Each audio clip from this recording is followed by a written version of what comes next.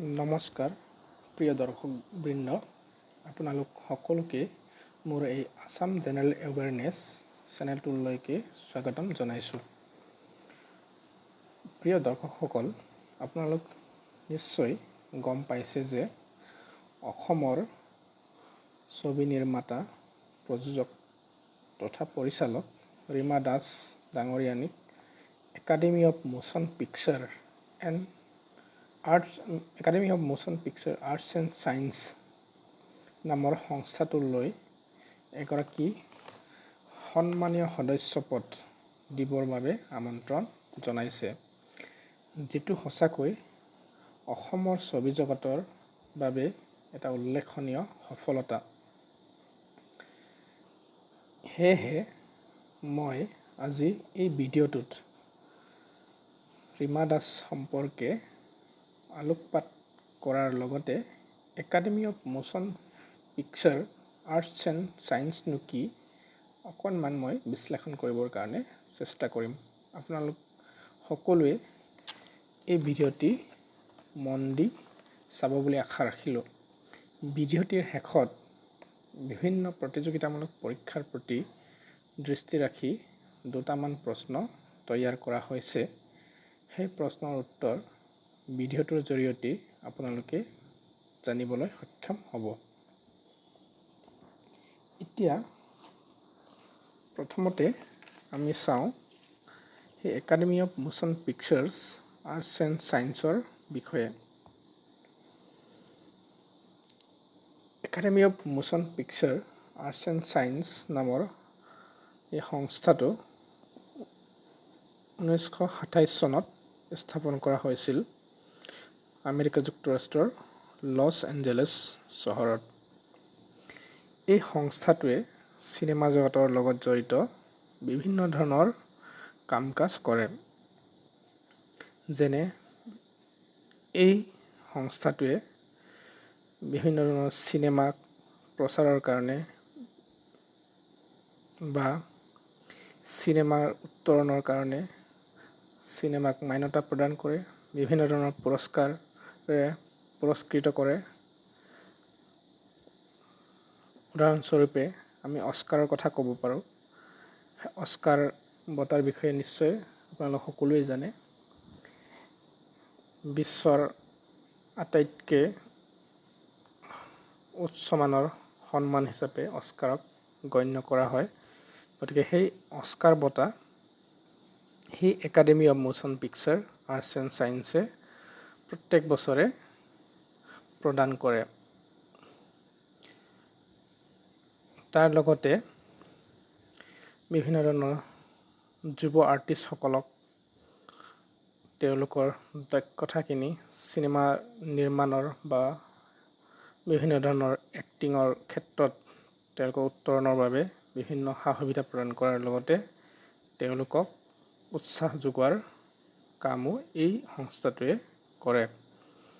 গতিকে এই সংস্থাটো এটা বিশ্বৰ চিনেমাৰ ক্ষেত্ৰত এটা উল্লেখযোগ্য কাম সম্পাদন কৰি আছে। এতিয়া আমি যাওঁ এই সংস্থাটোৰ সদস্যপদভুক্তি হ'লে কেনেকুৱা ধৰণৰ সুবিধা লাভ কৰে। এতিয়া প্ৰত্যেক বছৰে বিভিন্ন দেশৰ পৰা চিনেমাৰ ক্ষেত্ৰত উৎকৃষ্ট অৱদান আগবঢ়োৱা ব্যক্তিসকলৰ মাজৰ পৰা এই মেম্বাৰশ্বিপবিলাক আমন্ত্ৰণ কৰা হয়। গতিকে এই মেম্বাৰশ্বিপসকলে বিভিন্ন ধৰণৰ সা সুবিধা পায়। যেনে তেওঁলোকে চিনেমাৰ স্পেচিয়েল স্ক্ৰিনিংছবিলাকত তেওঁলোকে এটেণ্ড কৰিব পাৰে, ফ্ৰীতে তেওঁলোকে সেই স্ক্ৰিনিংবিলাক চাব পাৰে। বা সেই একাডেমি অফ মোশ্যন পিকচাৰ্ছৰ যিটো মিউজিয়াম, সেই মিউজিয়ামৰ ষ্ট'ৰবিলাকত গৈ তেওঁলোকে ডিছকাউণ্ট ৰেটত তেওঁলোকে সেই বস্তুবিলাক চাব পাৰে বা ষ্ট'ৰবিলাকৰ বস্তু ক্ৰয় কৰিব পাৰে। তেওঁলোকে অস্কাৰ চিলেকশ্যন বা নমিনেশ্যনৰ ক্ষেত্ৰত তেওঁলোকে ভোটাধিকাৰ সাব্যস্ত কৰিব পাৰে, যিটো অন্য ব্যক্তিয়ে নোৱাৰে। এতিয়া এই বছৰ যদি চাওঁ, এই বছৰ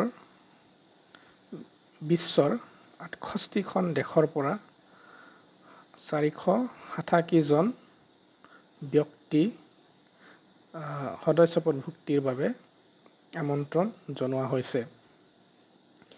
এতিয়া আমাৰ ৰীমা দাস হৈছে একমাত্ৰ অসমীয়া যাক এই সন্মানীয় পদটোৰ বাবে আমন্ত্ৰণ জনোৱা হৈছে। কিন্তু ৰীমা দাসৰ আগতে অসমৰ 3জন ব্যক্তিক এই একাডেমিটোৰ সদস্যপদভুক্তিৰ বাবে আমন্ত্ৰণ জনোৱা হৈছিল। তেওঁলোক হ'ল ছাউণ্ড ডিজাইনাৰ অমৃত প্ৰীতম আৰু দেৱজিৎ চাংমাই। আপোনালোকে নিশ্চয় তেওঁলোকৰ নাম শুনিছে। লগতে চিনেমা নিৰ্মাতা ৰীমা কাকতিকো ইনভাইট কৰা হৈছিল।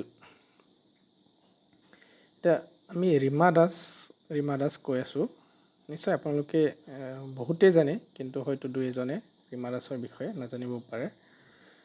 গতিকে আমি অকণমান ৰীমা দাসৰ বিষয়েও জানি লওঁ।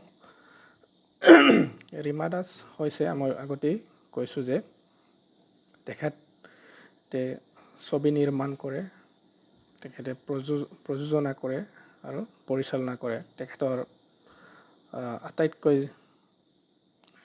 জনপ্ৰিয় ছবি ভিলেজ ৰকষ্টাৰ্ছ, এইটো 2017 চনত মুক্তি পাইছিলে। আৰু এই চিনেমাখনে 2018 চনত বেষ্ট ফিচাৰ ফিল্ম ৰাষ্ট্ৰীয় স্বৰ্ণকমল বঁটা লাভ কৰিছিলে।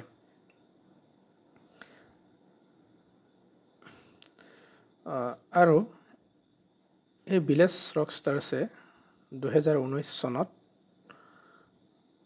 বিশ্বৰ ফৰেন লেংগুৱেজ ফিল্ম কেটেগৰীত ভাৰতৰ হৈ নমিনেশ্যন লাভ কৰিছিলে।